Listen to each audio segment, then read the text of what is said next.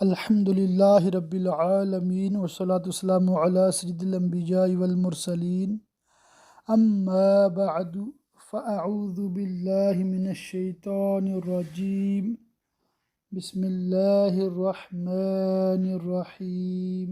سبق نمبر 70 نزہۃ القاری شرح صحیح البخاری۔ اس میں آج انشاءاللہ تعالی ہم حدیث نمبر 1373 سے آگے مزید پڑھنے سننے کی سعادت حاصل کریں گے۔ انتہائی توجہ یکسوئی سے درس حدیث سماعت فرمائیے۔ حضرت ابو ہریرہ رضی اللہ تعالیٰ عنہ نبی صلی اللہ تعالیٰ علیہ وسلم سے روایت کرتے ہیں کہ فرمایا، جس نے لوگوں کا مال لیا اور وہ ادا کرنا چاہتا ہے تو اللہ اس کی طرف سے ادا کر دیتا ہے، اور جو ہضم کرنے کے لیے لیتا ہے اللہ تعالیٰ اس کو ادا کرنے کی توفیق نہیں دیتا۔ اس کی تشریح میں ہے، یہ حسن نیت کی برکت کا بیان ہے اور بد نیتی کی نحوست کا، کہ جو شخص انشراح صدر کے ساتھ ادا کرنا چاہے گا اللہ عز و جل اس کی مدد فرمائے گا اور اسے قرض ادا کرنے کی توفیق عطا فرمائے گا تاکہ وہ آخرت کے مواخذہ سے بچ سکے، اور جس کی نیت میں فطور ہوتا ہے اسے اس توفیق سے محروم رکھتا ہے اور قرض ادا نہ کرنے کے وبال میں گرفتار رہتا ہے۔ حضرت امام محمد بن باقر رحمۃ اللہ تعالی علیہ سے مروی ہے کہ وہ قرض لیا کرتے تھے۔ پوچھا گیا، کیوں بلا ضرورت قرض لیا کرتے ہیں؟ انہوں نے کہا، میں نے رسول اللہ صلی اللہ تعالیٰ علیہ وسلم سے سنا ہے کہ اللہ مقروض کے ساتھ رہتا ہے یہاں تک کہ اپنے قرض کو ادا کر دے۔ حدیث نمبر 1375۔ حضرت ابو ہریرہ رضی اللہ تعالیٰ عنہ نے کہا کہ رسول اللہ صلی اللہ تعالیٰ علیہ وآلہ وسلم نے فرمایا، اگر میرے پاس احد کے برابر سونا ہو تو مجھے یہ خوش نہیں کرے گا کہ مجھ پر 3 دن گزریں اور اس میں سے کچھ میرے پاس رہے، مگر اتنا جسے قرض ادا کرنے کے لیے بچا رکھوں۔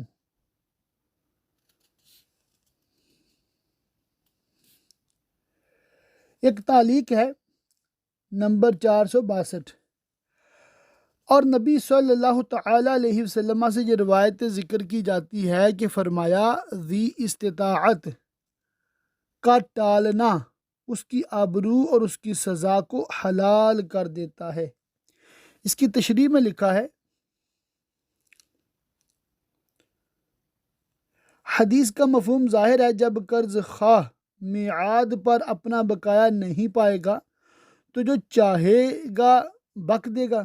اس میں استطاعت ہوتے ہوئے فوراً قرض کی ادائیگی کی ترغیب ہے اور ٹال مٹول سے ممانعت۔ حدیث 1376۔ حضرت ابو ہریرہ رضی اللہ تعالیٰ عنہ کہتے ہیں کہ رسول اللہ صلی اللہ تعالیٰ علیہ وسلم نے فرمایا، جو بیان ہی اپنے مال کو کسی شخص کے پاس پائے اور وہ مفلس ہو گیا ہو تو وہ دوسرے کی بنسبت زیادہ مستحق ہے۔ اس کی تشریح میں لکھا ہے، دوسرے ائمہ کرام کے مذاہب لکھنے کے بعد جو حنفیوں کا اس کے بارے میں موقف ہے وہ انشاءاللہ تعالی میں پڑھ کے سنا دیتا ہوں۔ ہمارے مذہب میں تفصیل ہے، اگر مفلس نے کوئی چیز خریدی تھی اور ابھی قیمت نہیں ادا کر پایا تھا کہ مفلس ہو گیا، تو مبیع میں یعنی چیز میں جو بیچی گئی ہے، بائے یعنی بیچنے والا اور دوسرے تمام قرض خواہوں کا حق برابر ہے۔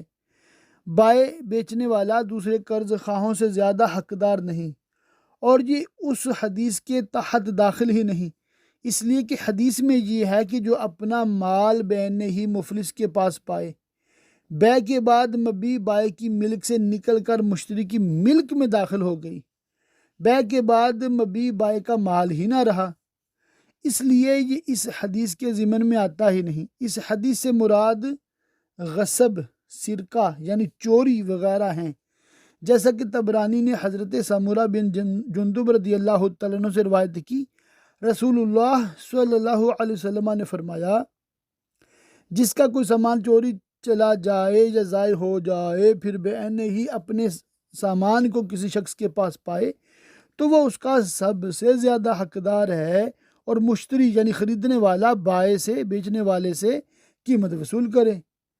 اور یہی مذہب ابراہیم نخعی، حسن بصری اور ایک روایت کے مطابق شعبی اور امام شافعی کے استاذ وکی بن جراح اور عبداللہ بن شبرمہ قاضی کوفہ کا بھی ہے، بلکہ بہت سے لوگوں نے حضرت علی اور حضرت عبداللہ بن مسعود رضی اللہ تعالیٰ عنہما کا بھی یہی مذہب بتایا ہے۔ حدیث نمبر 1378، حضرت عبداللہ بن مسعود رضی اللہ تعالیٰ عنہ نے کہا، میں نے ایک شخص کو ایک آیت پڑھتے ہوئے سنا اور میں نے رسول اللہ صلی اللہ تعالیٰ علیہ وسلم سے اس کے خلاف سنا تھا۔ میں نے اس کا ہاتھ پکڑا اور اس کو حضور اقدس صلی اللہ تعالیٰ علیہ وسلم کی خدمت میں لایا۔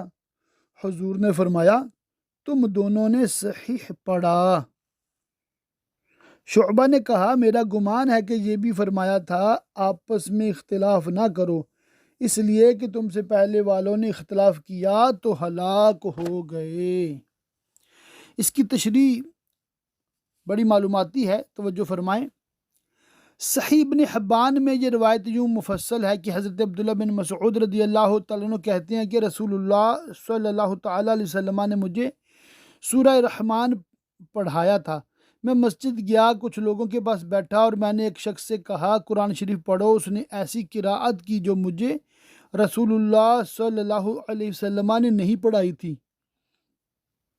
میں نے اسے پوچھا، تجھے کس نے پڑھایا ہے؟ اس نے کہا کہ رسول اللہ صلی اللہ تعالیٰ علیہ وسلم نے۔ اب ہم دونوں خدمت اقدس میں حاضر ہوئے اور سارا قصہ عرض کیا۔ حضور کے چہرہ مبارک کا رنگ متغیر ہو گیا اور فرمایا، تم سے پہلے کتاب اللہ میں اختلاف کی وجہ سے لوگ ہلاک ہو گئے۔ اس حدیث سے ثابت ہوا کہ قرآن مجید مختلف وجوہ کے ساتھ نازل ہوا ہے۔ امت نے تتبع سے 7 قراءت متواترہ معلوم کر لی ہیں۔ اس کے علاوہ مزید 5 قراءت شاذہ بھی ہیں۔ قراءت متواترہ میں سے جو چاہے پڑھے، لیکن اس کا لحاظ کرے کہ قوم کے سامنے وہ قراءت نہ کرے جس سے لوگ مانوس نہ ہوں۔ حدیث نمبر 1380، حضرت ابو سعید خدری رضی اللہ تعالیٰ عنہ نے کہا، میں نبی صلی اللہ تعالیٰ علیہ وسلم کی خدمت میں بیٹھا ہوا تھا کہ ایک یہودی آیا اور اس نے کہا، اے ابو القاسم، آپ کے صحابہ میں سے ایک شخص نے مجھ کو تھپڑ مارا ہے۔ دریافت فرمایا، کون ہے؟ اس نے کہا، ایک انصاری شخص۔ فرمایا، اسے بلاؤ۔ وہ حاضر ہوئے تو دریافت فرمایا، کیا تو نے اس کو مارا ہے؟ تو ان صاحب نے عرض کیا کہ میں نے بازار میں اس کو یوں قسم کھاتے ہوئے سنا، قسم ہے اس ذات کی جس نے موسیٰ کو تمام بشر پر منتخب فرمایا۔ میں نے کہا، اے خبیث، محمد پر بھی؟ اس سے مجھے غصہ آیا اور میں نے اس کو تھپڑ مارا۔ اس پر نبی صلی اللہ تعالیٰ علیہ وسلم نے ارشاد فرمایا کہ انبیاء کے مابین ایک کو دوسرے پر فضیلت مت دو، اس لیے کہ قیامت کے دن سب لوگ بے ہوش ہو جائیں گے۔ پہلا وہ شخص جو قبر سے باہر نکلے گا میں ہوں گا، تو دیکھوں گا کہ موسیٰ علیہ السلام عرش کے پایا کو پکڑے ہوئے ہیں۔ میں نہیں جانتا کہ یہ بے ہوش بھی ہوئے یا پہلی بے ہوشی کے عوض محفوظ رہے۔ اس کی تشریح میں لکھا ہے کہ ایک آیت مبارکہ ہے قرآن پاک میں، اس کا مطلب ترجمہ اس طرح ہے، یہ رسول ہیں کہ ہم نے ان میں ایک کو دوسرے پر افضل کیا، ان میں کسی سے اللہ نے کلام فرمایا اور کوئی وہ ہے جسے درجوں بلند کیا۔ لا محالہ علماء نے حدیث کے ان ارشادات کی مختلف توجیحات کی ہیں، ان میں سب سے موزوں جواب یہ ہے، انبیاء کرام کی ایک دوسرے پر فضیلت قیاس سے نہیں جانی جا سکتی، بلکہ اس کا دار و مدار اللہ عز و جل اور اس کے رسول صلی اللہ علیہ وسلم کے بتانے پر ہے۔ چونکہ اس وقت تک اللہ عز و جل یا حضور اقدس صلی اللہ علیہ وسلم نے اپنی فضیلت مطلقہ یا انبیاء کرام کے مابین تفضیل کے مدارج بیان نہیں فرمائے تھے۔ ان صحابی نے جو کچھ فرمایا تھا اپنے قیاس سے فرمایا تھا، اس سے منع فرمایا کہ اپنے قیاس سے ایک نبی کو دوسرے نبی پر فضیلت نہ دو۔ جب اس بارے میں تم کو کوئی تفصیل بتا دی جائے تو اس وقت اس کے مطابق اعتقاد رکھو، جیسا کہ خود سیدی عالم نے ارشاد فرمایا، انا سید ولد آدم ولا فخر، کہ میں اولاد آدم کا سردار ہوں اور اس پہ فخر نہیں ہے۔ دوسرا جواب یہ بھی بتا دیا گیا کہ یہ برسبیل تواضع فرمایا۔ تیسرا جواب یہ دیا گیا کہ نفس نبوت میں تفضیل سے ممانت ہے۔ چوتھا جواب یہ دیا گیا کہ اس طرح تفضیل سے ممانت ہے کہ دوسرے نبی کی تحقیر لازم آئے۔ یوں تو سارے نبی محترم ہیں مگر سید انبیاء تیری کیا بات ہے۔ تو یہ ہمارا انداز ہونا چاہیے۔ حدیث نمبر 1382، سوید بن غفلہ نے کہا میں نے ابی بن کعب رضی اللہ تعالیٰ عنہ سے ملاقات کی تو انہوں نے کہا میں نے ایک تھیلی لے لی تھی جس میں 100 دینار تھے۔ میں نبی صلی اللہ تعالیٰ علیہ وسلم کی خدمت میں حاضر ہوا تو فرمایا اس کی 1 سال تک تشہیر کر۔ میں نے کی لیکن اس کا جاننے والا مجھے کوئی نہیں ملا۔ پھر میں حضور کی خدمت میں حاضر ہوا تو فرمایا سال بھر اور تشہیر کر۔ میں نے کی پھر نہیں پایا۔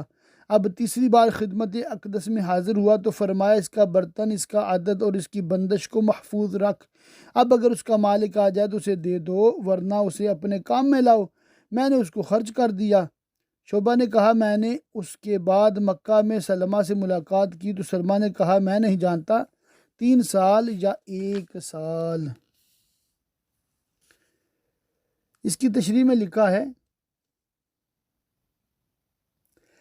لقطے کی سال بھر تک تشہیر کی جائے گی۔ اگر سال پورا ہونے پر اس کا مالک نہیں آیا تو جس نے اسے پایا ہے وہ اس کو صدقہ کر سکتا ہے، اور اگر خود فقیر ہے تو اپنے صرف میں بھی لا سکتا ہے، لیکن اگر اس کے بعد اس کا مالک آئے گا تو اسے تاوان دینا ہوگا۔ 1 سال سے زیادہ تشہیر کرنا واجب نہیں۔ اس حدیث میں خود راوی سے شک ہوا ہے، جیسا کہ بعد میں مذکور ہے کہ سلمہ نے کہا مجھے یاد نہیں کہ 3 سال کہا تھا کہ 1 سال۔ اب اس کے بعد زید بن خالد جوہنی کی حدیث آ رہی ہے کہ حضور اقدس صلی اللہ علیہ وسلم نے فرمایا عرفها سنتاً، فقہا کا اس پر اتفاق ہے کہ تشہیر صرف 1 سال تک ہے۔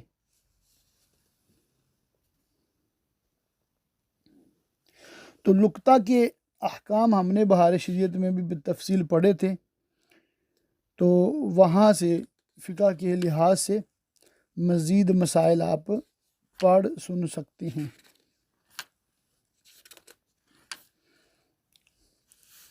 حدیث نمبر 1387، حضرت ابو سعید خدری رضی اللہ تعالیٰ عنہ رسول اللہ صلی اللہ تعالیٰ علیہ وسلم سے روایت کرتے ہیں کہ فرمایا جب مومن جہنم سے نجات پا جائیں گے تو جنت دوزخ کے درمیان ایک پل پر روک دیے جائیں گے۔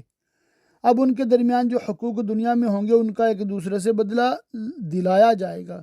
جب پاک صاف ہو جائیں گے تو انہیں جنت میں داخلے کی اجازت دی جائے گی۔ قسم ہے اس ذات کی جس کے قبضے میں محمد کی جان ہے، تم لوگ جنت میں اپنے مسکن کو دنیا کے مسکن سے زیادہ پہچانو گے۔ حدیث نمبر 1389، حضرت عبداللہ بن عمر رضی اللہ تعالیٰ عنہما نے خبر دی کہ رسول اللہ صلی اللہ تعالیٰ علیہ وآلہ وسلم نے فرمایا مسلمان کا بھائی ہے، نہ اس پر ظلم کرے نہ اس پر ظلم ہونے دے، اور جو اپنے بھائی کی حاجت میں رہے گا اللہ اس کی حاجت روا فرمائے گا، اور جو کسی مسلمان کی کوئی تکلیف دور کرے گا اللہ تعالیٰ اس کی قیامت کی تکلیفوں میں سے کوئی تکلیف دور کرے گا، اور جو کوئی مسلمان کی پردہ پوشی کرے گا اللہ تعالیٰ قیامت کے دن اس کی پردہ پوشی فرمائے گا۔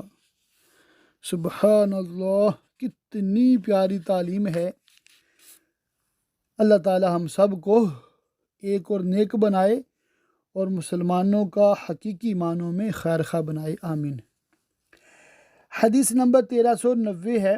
حضرت انس رضی اللہ تعالیٰ عنہ سے روایت ہے کہ رسول اللہ صلی اللہ تعالی علیہ وآلہ وسلم نے فرمایا، اپنے بھائی کی مدد کر، ظالم ہو یا مظلوم۔ ایک شخص نے عرض کیا، یہ مظلوم کی مدد ہے، ظالم کی مدد کیسے ہوگی؟ فرمایا، اس کے ہاتھ کو پکڑ لے۔ تشریح، یہ ارشاد جوامع کلم اور فصاحت و بلاغت کی اعلیٰ نوادر میں سے ہے، جس کا مثل پیش کرنے سے دنیا عاجز ہے۔ ظالم کو ظلم سے روکنا یہ پسندیدہ فعل ہے، لیکن کتنے لوگ ہیں جو ظالم کو ظلم سے روکتے ہیں؟ ظالم کو ظلم سے روکنے کی تعبیر مدد سے وہ تعبیر ہے جس میں ترغیب بھی ہے، اور ظالم کے لیے کافی سے کافی ترہیب بھی۔ کبھی ایک ظالم اپنی بد عقلی سے یہ سمجھتا ہے کہ میرا کوئی کچھ بگاڑ نہیں پائے گا، لیکن پھر اس کا یہ ظلم شاخ در شاخ لڑائیوں اور جھگڑوں کا سبب بنتا ہے، جس میں ظالم تباہ و برباد ہو جاتا ہے اور کبھی ختم بھی ہو جاتا ہے۔ حضرت عثمان غنی رضی اللہ تعالیٰ عنہ کو شہید کرنے والے ظالم یہی جانتے تھے کہ ان کی شہادت پر کچھ نہیں ہوگا، یہاں تک کہ ایک صاحب نے یہ بھی کہہ دیا تھا، اس میں 2 بھیڑیں بھی نہیں لڑیں گی، لیکن واقعات شاہد ہیں کہ ان کی شہادت نے فتنے کا ایسا تسلسل قائم کر دیا کہ 1400 سال سے زائد ہو گئے مگر اس کے اثرات باقی ہیں۔ جنگ صفین میں خود ان صاحب کی، جنہوں نے جملہ مذکورہ کہا تھا، ایک آنکھ جاتی رہی۔ امن کے بعد وہ حضرت معاویہ کے جہاں آئے تو انہوں نے پوچھا کہ تم ہی نے یہ جملہ کہا تھا؟ انہوں نے کہا، جی ہاں۔ حضرت معاویہ نے کہا، کیا اس بارے میں کسی مینڈے نے سینگ مارا؟ انہوں نے کہا، ہاں، بہت بڑے بونک نے۔ اس لیے ظالم کو ظلم سے روکنا ظاہری طور سے بھی اس کی مدد ہے اور باطنی طور پر بھی کہ اسے اللہ کے غضب اور جہنم سے بچانا ہے۔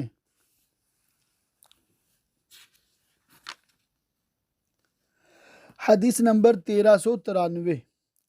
ام المومنین حضرت عائشہ صدیقہ طیبہ طاہرہ رضی اللہ تعالیٰ عنہا نے آیت ذیل کے بارے میں فرمایا، اگر کوئی عورت اپنے شوہر کی زیادتی یا بے رغبتی کا اندیشہ کرے، یعنی کوئی عورت کسی مرد کے پاس ہے، مرد اس کے پاس بہت کم آتا جاتا ہے اور اسے چھوڑ دینا چاہتا ہے، اس پر وہ عورت کہتی ہے، میں نے اپنا حق معاف کر دیا، اس پر یہ آیت نازل ہوئی۔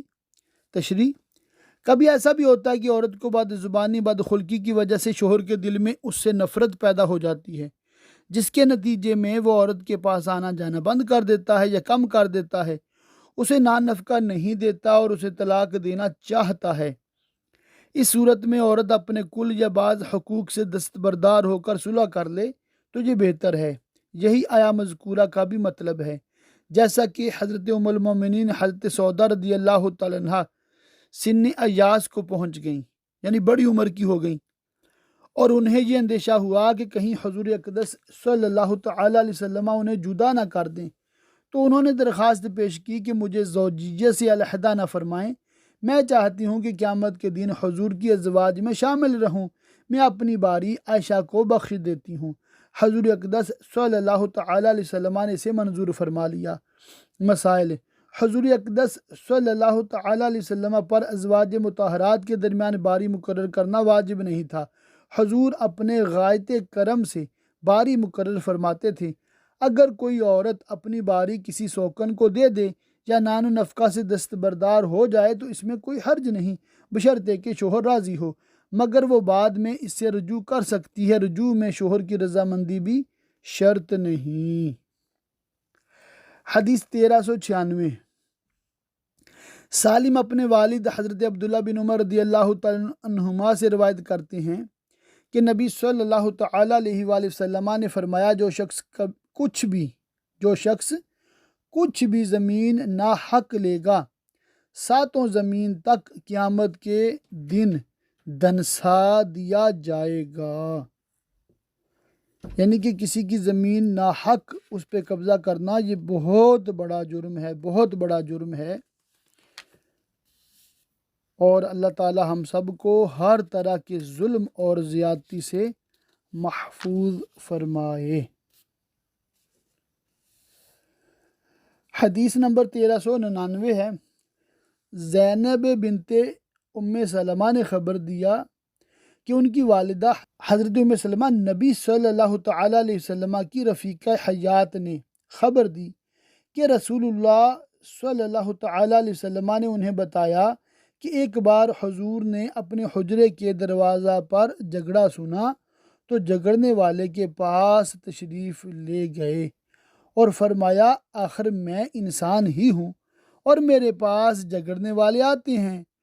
تم میں سے کچھ لوگ بنسبت دوسرے کے زیادہ بلیغ ہوتے ہیں، میں گمان فرما لیتا ہوں کہ اس نے سچ کہا اور اس کے حق میں فیصلہ کر دیتا ہوں۔ جس کے لیے کسی مسلمان کے حق کا فیصلہ کر دوں تو یہ آگ کا ٹکڑا ہے، تو اب چاہے لے یا چھوڑ دے۔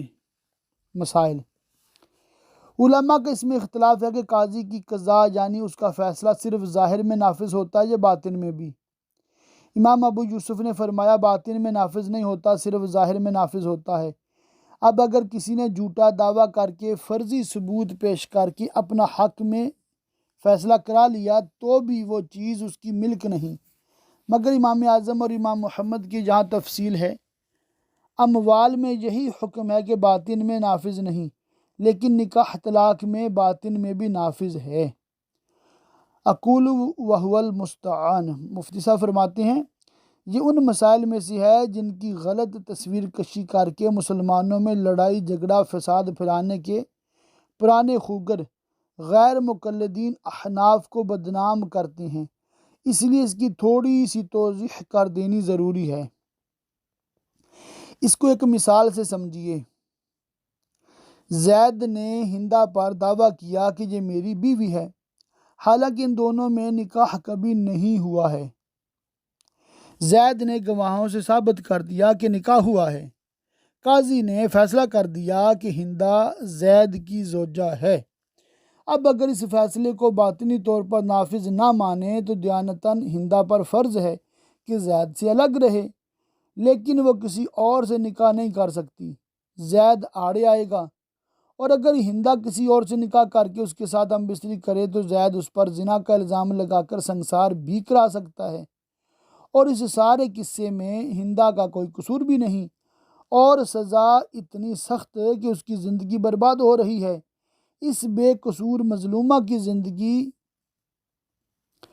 کو تباہی بربادی سے بچانے کے لیے اس قضا کو باطناً بھی نافذ مانا اور قاضی کے فیصلے کو بمنزلہ عقد نکاح کے رکھا، جیسے عقد نکاح کے بعد اجنبی مرد اور عورت میاں بیوی ہو جاتے ہیں، اسی طرح قضائے قاضی کے بعد بھی میاں بیوی ہو گئے۔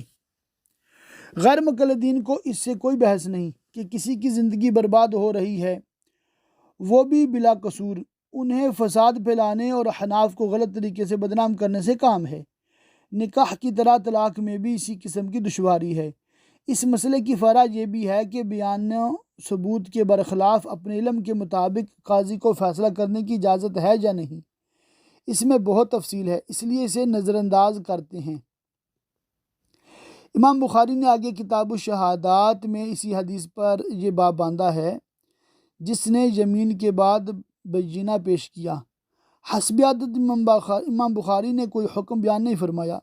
جمہور کا مذہب یہ ہے کہ وہ بینہ مقبول ہے اور اس کے مطابق قاضی اپنے فیصلے کو تبدیل کرے، اور حدیث سے بھی یہی مستفاد ہے، کیونکہ حدیث سے یہ بصراحت ثابت کہ جھوٹی قسم صاحب حق کی حق کو ساکت نہیں کرتی، بلکہ جھوٹی قسم پر فیصلے کے بعد اسے لینے سے منع فرمایا۔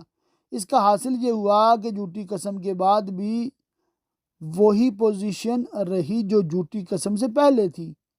اس لیے جیسے قبل قسم بینہ پیش ہو سکتا ہے، اسی طرح جھوٹی قسم کے بعد بھی۔ اس کو سیدنا فاروق اعظم رضی اللہ تعالیٰ عنہ نے فرمایا، واقعے کے مطابق بینہ جھوٹی قسم سے بہتر ہے۔ حدیث نمبر 1401، حضرت ابو ہریرہ رضی اللہ تعالیٰ عنہ سے روایت ہے کہ رسول اللہ صلی اللہ تعالیٰ علیہ وسلم نے فرمایا، کوئی پڑوسی کسی پڑوسی کو اپنی دیوار میں لکڑی گاڑنے سے منع نہ کرے۔ اس کے بعد ابو ہریرہ کہتے ہیں، میں تم لوگوں کو اس سے منہ موڑتے ہوئے دیکھ رہا ہوں، بخدا میں اس حدیث کو تمہارے سامنے اعلانیہ بیان کرتا رہوں گا۔ تشریح میں لکھا ہے کہ جمہور کے نزدیک یہ امر استحباب کے لیے اور ممانعت تنزیہہ کے لیے، ورنہ یہ صحیح احادیث کے صریح احکام کے معارض ہیں۔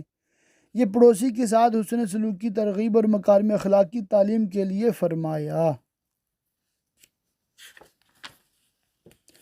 حدیث 1403، حضرت انس رضی اللہ تعالیٰ عنہ نے فرمایا، میں ابو طلحہ کے گھر قوم کا ساقی تھا۔ اس دن ان کی شراب فضیخ تھی کہ رسول اللہ صلی اللہ علیہ وسلم نے ایک منادی کو حکم دیا کہ وہ یہ اعلان کر دے، سنو بے شک شراب حرام کر دی گئی۔ اس پر مجھ سے ابو طلحہ نے کہا، باہر نکل کر شراب کو بہا دے۔ میں نے باہر نکل کر شراب کو بہا دیا اور وہ مدینہ کی گلیوں میں بہنے لگی۔ کچھ لوگوں نے کہا کہ کچھ لوگ اس حال میں انتقال کر گئے ہیں کہ ان کے پیٹوں میں شراب تھی۔ اس پر یہ آیت کریمہ نازل ہوئی، ان لوگوں پر جو ایمان لائے اور نیک عمل کیے، اپنی کھائی ہوئی چیزوں میں کوئی گناہ نہیں۔ مختصر یہی ہے کہ پہلے شراب حرام نہیں تھی تو لوگ پیتے تھے، اور جب حرام قرار دی گئی تو لوگوں نے پھر روک دی، اور حتیٰ کہ جو ان کے پاس پہلے سے جمع شدہ تھی وہ بھی گلیوں میں بہا دی۔ یہاں پر حدیث نمبر 1404 ایک تفصیلی اس میں مطلب سیرت کے حوالے سے حدیث پاک ہے، قرآن پاک کی آیت کا بھی اس میں تفسیر ہے، وہ انشاءاللہ تعالی ہم تفسیر میں پڑھ لیں گے، اور سیرت میں بھی یہ واقعہ ہم پڑھ چکے ہیں، اس لیے یہاں اس کو میں رپیٹ نہیں کر رہا۔ حدیث نمبر 1407 ہے، حضرت ابو ہریرہ رضی اللہ تعالیٰ عنہ نے کہا کہ نبی صلی اللہ تعالیٰ علیہ وسلم نے فرمایا، کوئی زانی مومن ہوتے ہوئے زنا نہیں کرتا، کوئی شرابی مومن ہوتے ہوئے شراب نہیں پیتا، کوئی چور مومن ہوتے ہوئے چوری نہیں کرتا، اور کوئی لٹیرا مومن ہوتے ہوئے ایسے مال نہیں لوٹتا جس کی جانب لوگوں کی نظریں اٹھیں۔ فربری نے کہا کہ میں نے ابو جعفر کی ہاتھ کا لکھا ہوا پایا کہ ابو عبداللہ بخاری نے کہا کہ ابن عباس نے اس کی تفسیر میں فرمایا، اس سے ایمان کا نور چھین لیا جاتا ہے، یعنی نکال لیا جاتا ہے۔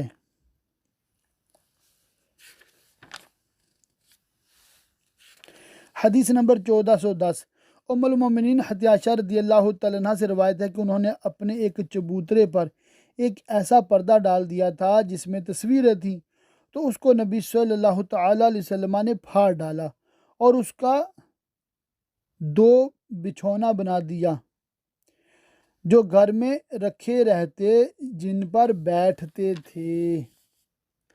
تشریح میں مسائل لکھے ہیں۔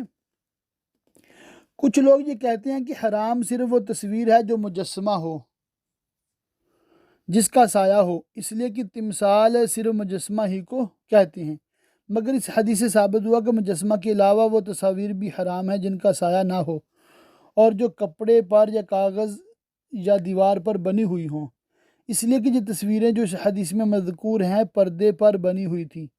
ام المومنین کے الفاظ بعض روایت میں اس سے ثابت ہے کہ تمثال کا اطلاق کپڑے وغیرہ پر بنی ہوئی تصاویر پر بھی ہوتا ہے جو مجسمہ نہیں۔